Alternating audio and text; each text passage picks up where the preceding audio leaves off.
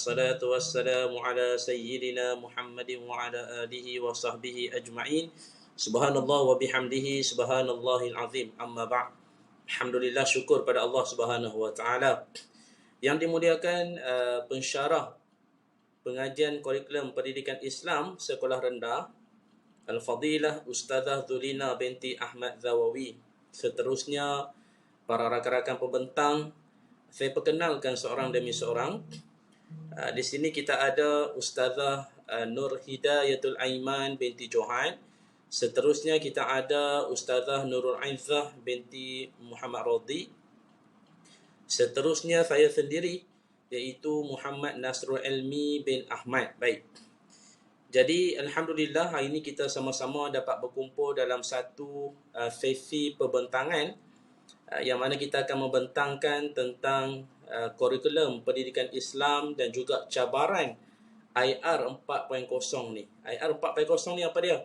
IR 4.0 ialah revolusi industri. Baik, kita pergi kepada sedikit pendahuluan. Okay, baik, kalau kita tengok dekat sini, dunia telah diperkenalkan dengan revolusi industri 4.0 yang mana menggabungkan keupayaan fizikal dan teknologi dalam mewujudkan mass production. Transformasi pendidikan perlu dilakukan dalam mendempani arus revolusi ini bagi melahirkan pelajar yang memenuhi kehendak pasaran di masa akan datang. Oleh itu, perbentangan ini membincangkan tentang kurikulum pendidikan Islam dan cabaran revolusi industri 4.0 ataupun kita panggil sebagai IR 4.0. Baik, kita pergi kepada kurikulum pendidikan Islam. Kalau kita lihat kurikulum pendidikan Islam bagi menggambarkan pendidikan Islam itu sendiri, dikemukakan beberapa definisi daripada para sarjana Islam. Antaranya ialah Miqdad Yelchin pada tahun 1977. Beliau mendefinisikan pendidikan Islam sebagai proses melaksanakan falsafah pendidikan Islam dan merealisasikan hasilnya dalam bidang pembinaan, seterusnya pembentukan dan juga pemasyarakatan seseorang selaras dengan kepribadian yang digariskan oleh falsafah supaya syakhsiyah Islamiyah dapat terbentuk dalam setiap tindak tanduk, tingkah laku dan sikap seseorang Muslim itu sendiri, walau bila dan di mana sahaja mereka berada.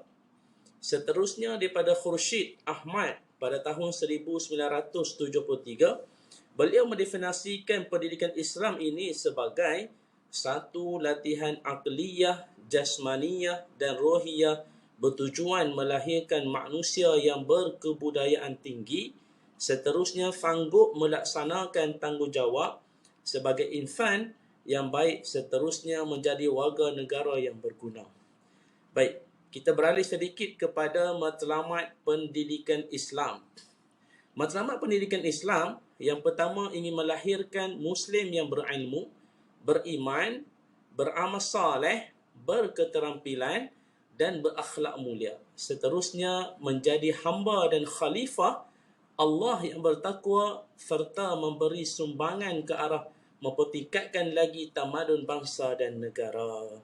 Baik, jadi tanpa membuang masa, saya serahkan pembentangan ini kepada rakan pembentang seterusnya, iaitu Ustazah Nurul Aizah binti Muhammad Rodi. Dipersilakan Ustazah.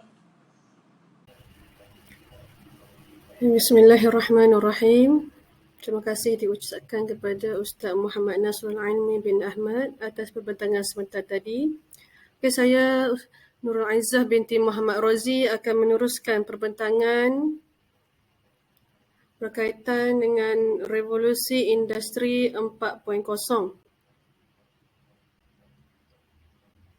Sebelum kita melihat dengan lebih lanjut mengenai konsep dan juga ciri-ciri utama revolusi industri 4.0, hendaklah terlebih dahulu kita melihat perkembangan revolusi industri yang bermula daripada 1.0 sehingga 3.0.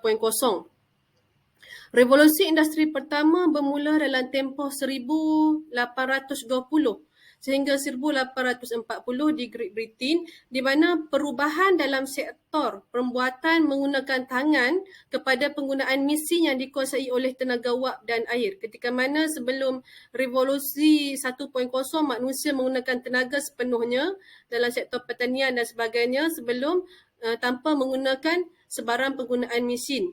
Okey, seterusnya revolusi industri kedua 2.0 bermula pada tahun 1870 sehingga 1914 yang melibatkan penggunaan tenaga elektrik dalam pembuatan skala besar. Ketika ini manusia telah menjumpai tenaga elektrik dan keupayaan tenaga ini membuat pengeluaran dapat menjana pengeluaran dalam skala yang besar. Okey, seterusnya revolusi industri ketiga 3.0 juga dikenali sebagai revolusi digital. Berlaku pada lewat abad ke-20. Dalam revolusi kali ini elektronik dan teknologi informasi digunakan untuk membantu sektor pengeluaran. Ini disebabkan penciptaan litar bersepadu IC yang membolehkan komputer bersaiz kecil dapat dihasilkan. Rentetan daripada perkembangan revolusi tersebut, maka terlahirlah revolusi 4.0 yang di mana bermula daripada revolusi industri ketiga yang mana komputer masih belum mampu disambung sesama sendiri. Pengenalan kepada internet membolehkan komputer mampu berkomunikasi antara satu sama lain. Namun teknologi komunikasi semasa revolusi industri ketiga tidak sepantas dan sebaik sekarang. Sebab tu revolusi industri keempat diperkenalkan, teknologi komunikasi dan rangkaian internet jauh lebih baik daripada sebelumnya. Ini dibantu dengan kemajuan teknologi tanpa wayar seperti 3G, 4G dan yang terkini yang terbaru iaitu 5G. Okey, kita lihat seterusnya mengenai konsep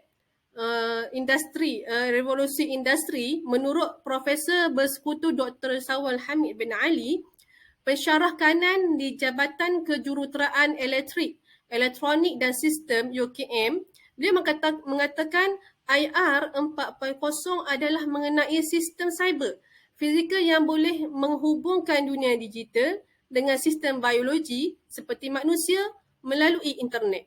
Hubungan dua hala antara manusia terjadi antara manusia dan juga elektronik. Revolusi industri 4.0 mengoptimumkan penggunaan teknologi internet sehingga tahap komputer dapat melaksanakan kerja sendiri tanpa melibatkan manusia. Perhubungan antara mesin ini diberi istilah machine to machine atau M to M. Seterusnya, revolusi industri 4.0 merupakan sebuah revolusi digital yang merujuk kepada proses pembangunan teknologi dalam sesebuah industri, khususnya melibatkan sektor pengeluaran dan automasi ke tahap yang lebih pintar dan sistematik.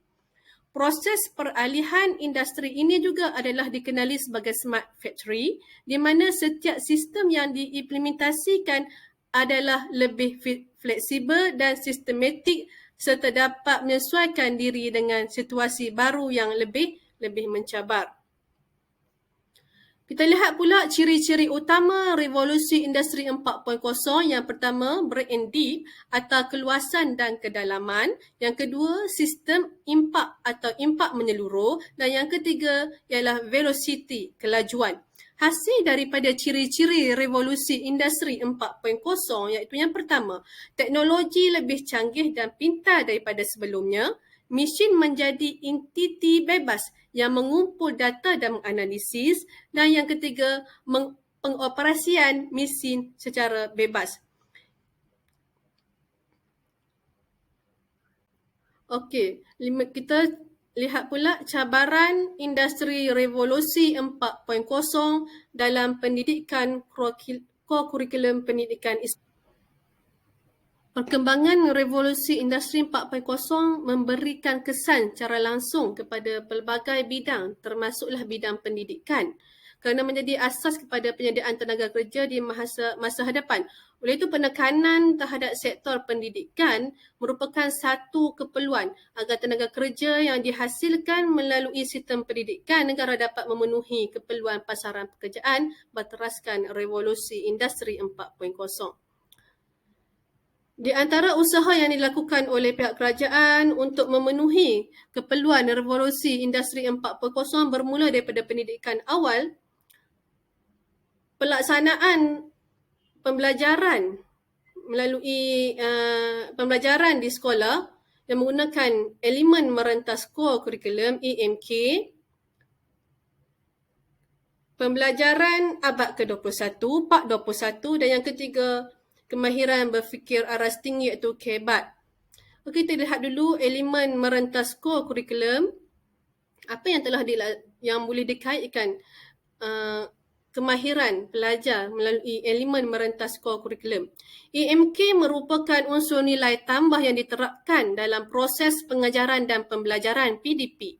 Antara elemen EMK ialah sains dan teknologi. Penggunaan teknologi dalam PDP dapat membantu serta menyumbang kepada pembelajaran yang lebih cekap dan berkesan. Kementerian Pendidikan Malaysia KPM juga telah meletakkan keperluan teknologi maklumat dan komunikasi dalam pendidikan sebagai anjakan 7, iaitu memanfaatkan ICT bagi meningkatkan kualiti pembelajaran di Malaysia. Seterusnya, kita lihat pada kemahiran pembelajaran abad ke-21, Part 21. Konsep pembelajaran abad ke-21 adalah menguasai pengetahuan dan kemahiran yang holistik, khususnya kemahiran berkomunikasi secara aktif, kebolehan mencerap, daya upaya berfikir secara kritis dan kreatif, dan keupayaan dalam menguasai kemahiran interpersonal. Part 21 juga merupakan elemen yang diterapkan dalam kurikulum pendidikan Islam dengan cara menggalakkan pembelajaran berpusatkan murid dengan menumpukan kepada 5 piawaian asas iaitu komunikasi, kolaboratif, pemikiran kritis, kreativiti serta nilai dan syakhsiah. Kejayaan Part 21 ini adalah bergantung kepada kebijaksanaan guru sebagai perancang utama dalam mengintegrasikan pengetahuan secara praktikal dalam pengajaran dan pembelajaran di dalam kelas. Penggunaan komputer dan internet dalam pengajaran dan pembelajaran dapat mendedahkan murid tentang prinsip Internet of Things dan IR 4.0. Pembelajaran secara kooperatif dan kolaboratif seperti aktiviti pembelajaran berdasarkan projek, pameran galeri, fikir, berpasangan, kongsi adalah antara contoh kaedah pengajaran Part 21 yang boleh diaplikasikan oleh guru pendidikan Islam dalam pengajaran dan pembelajaran pendidikan Islam. Okey, seterusnya kita melihat kepada kemahiran berfikir aras tinggi KEBAT. KEBAT merupakan elemen perpaduan dalam kurikulum pendidikan Islam bagi merangsang pemikiran berstruktur dan berfokus dalam kalangan murid. KEBAT dapat melahirkan pelajar yang kompeten berfikir secara kritis dan kreatif sehingga tahap dapat menghasilkan idea dan mencipta sesuatu yang baru. Oleh itu, guru pendidikan Islam perlu menjadi pemangkin dan memilih kaedah pengajaran yang efektif untuk menggalakkan kemahiran berfikir aras tinggi dalam kalangan murid seiring dengan matlamat pendidikan 4.0 dalam era revolusi industri 4.0 ini. Itu sahaja daripada saya. Seterusnya saya akan beri peluang kepada sahabat saya, Ustazah Nur Hidayatul Aiman bin Johan untuk meneruskan perbincangan beliau. Okey, sekian. Wabillah taufiq. Assalamualaikum warahmatullahi wabarakatuh. Bismillahirrahmanirrahim. Assalamualaikum warahmatullahi wabarakatuh. Terima kasih kepada sahabat saya Ustazah Nurul Izzah atas pembincangan sebentar tadi. Jadi saya akan meneruskan dengan cabaran guru pendidikan Islam dalam menempani revolusi industri IR 4.0. Okey, baiklah. Ada 5 cabaran guru dalam pendidikan Islam dalam mendempani industri revolusi IR 4.0. Yang pertamanya adalah perubahan kaedah pengajaran dan pembelajaran. Jikalau dulu guru-guru menggunakan pendekatan klasik, jadi hari ini guru-guru perlu menggunakan kaedah pengajaran abad ke-21, yang mana dalam kaedah pengajaran abad ke-21 ini guru-guru perlu menggunakan konsep 6C yang mana perlu memasukkan komunikasi, kolaboratif, kooperatif, kerjasama dan sebagainya. Okey, di situ berlakunya perubahan kaedah pengajaran dan pembelajaran yang mana guru hanyalah sebagai pembimbing kepada pelajar dan keseluruhannya adalah pengajaran berpusatkan murid. Itu adalah kaedah pengajaran dan pembelajaran menerusi industri revolusi 4.0. Yang kedua adalah keterbukaan maklumat terhadap agama Islam. Cabaran-cabaran yang perlu dihadapi oleh guru terutamanya dalam pendidikan Islam ini apabila pelajar mendekati teknologi maklumat dan juga media massa, maka pelajar menerima pelbagai keterbukaan maklumat terhadap agama Islam, terutamanya pada maklumat yang membawa kepada maklumat palsu. Jadi di sini adalah cabaran bagaimana guru pendidikan Islam membantu pelajar untuk menapis maklumat-maklumat palsu yang diterima, dan guru perlulah membimbing pelajar ke arah maklumat yang benar dan betul. Okey, di situ dilihat keterbukaan maklumat yang diterima oleh murid dalam pelbagai aspek terhadap agama Islam. Okey, yang ketiga, kekangan masa dan perkongsian peranti, yang mana kita tahu bahawa seorang guru, beliau bukan sahaja guru di sekolah, tetapi beliau juga memainkan peranan di rumah sebagai seorang isteri ataupun suami, ataupun sebagai seorang ibu kepada anak-anak mereka. Jadi di sini mungkin berlakunya kekangan masa untuk guru menyediakan bahan-bahan yang membolehkan mereka menghadapi pengajaran industri revolusi ini. Dan dari sudut yang lain juga berlakunya perkongsian peranti, sama ada peranti tersebut dikongsi bersama guru dan anak-anaknya ataupun pelajar bersama ahli keluarganya yang lain. Okey, kemudian cabaran yang keempat adalah kesukaran untuk mengaplikasikan topik-topik tertentu khususnya dalam pendidikan Islam. Di sini kita nampak guru berusaha seboleh mungkin untuk mengaplikasikan topik dalam penggunaan industri revolusi yang ke-4.0 ini. Tetapi terdapat kesukaran seperti mana tajuk-tajuk ibadah, tajuk-tajuk hadis, bagaimana guru ingin mengimplementasikan pengajaran tersebut sesuai dengan revolusi industri 4.0. Di sini nampak kesukaran guru-guru untuk menyesuaikan topik-topik tertentu di dalam pendidikan Islam. Dan yang kelima, cabarannya adalah kurangnya kemahiran teknologi.